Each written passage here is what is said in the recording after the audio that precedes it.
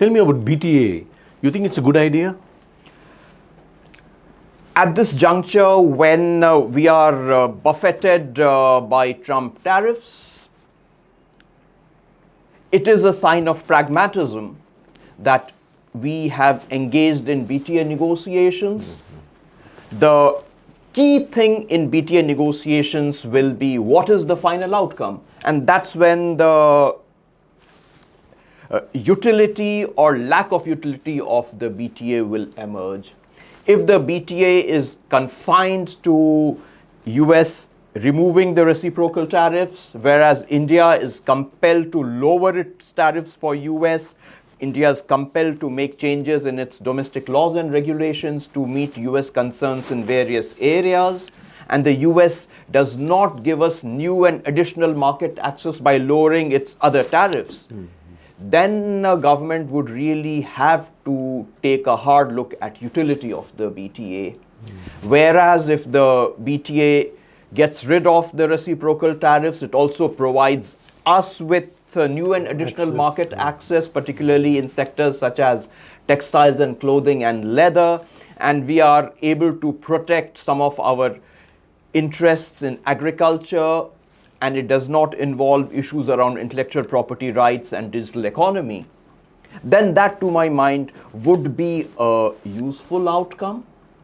Having said that, let's not forget, even if we get a good BTA, what will be the continued sanctity of the BTA? Will President Trump uphold his side of the bargain?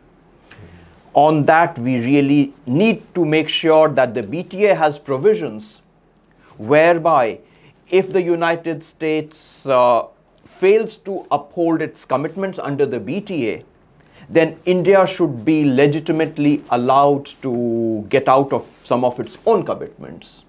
Otherwise, there will be a perpetual uncertainty about the extent to which the US will be able to stick to its BTA commitments. So certainly in the present times, when there is a lack of predictability about the US behavior, we'll have to have sufficient guardrails in the BTA, which will give us more certainty, more predictability, that the outcomes will be respected by the United States. But tell me, Abhijit, they're a $30 trillion economy. We are barely at what, 3 or 4 trillion? I mean, there's a huge asymmetry here, you know.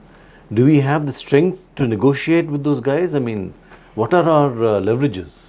You're very right, Surya, that given the huge power and economic asymmetry between the two sides, India will be at a disadvantage. We cannot ignore that. And that brings me to a slightly related area.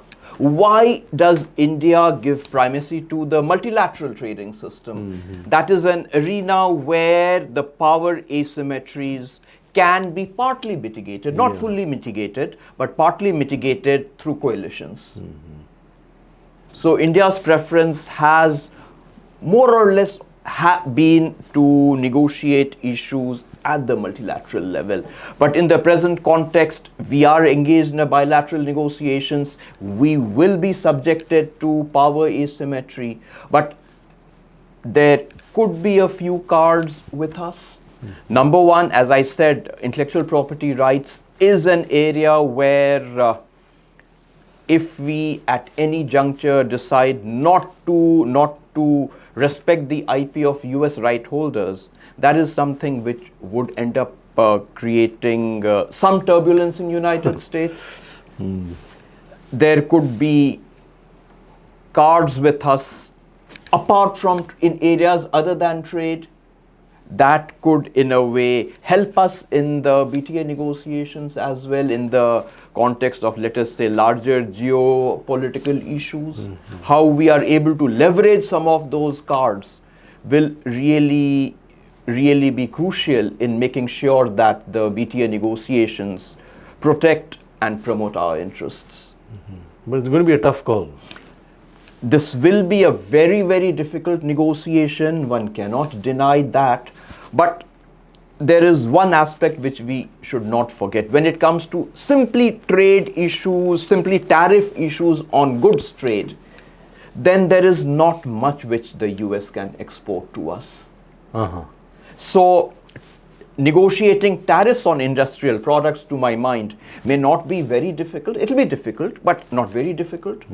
But real complexities, difficulties will arise if we are saddled with non-trade issues such as intellectual property rights and digital trade. That is where it will be really complicated. That is where the possibility of deadlocks will arise. And not to forget agriculture.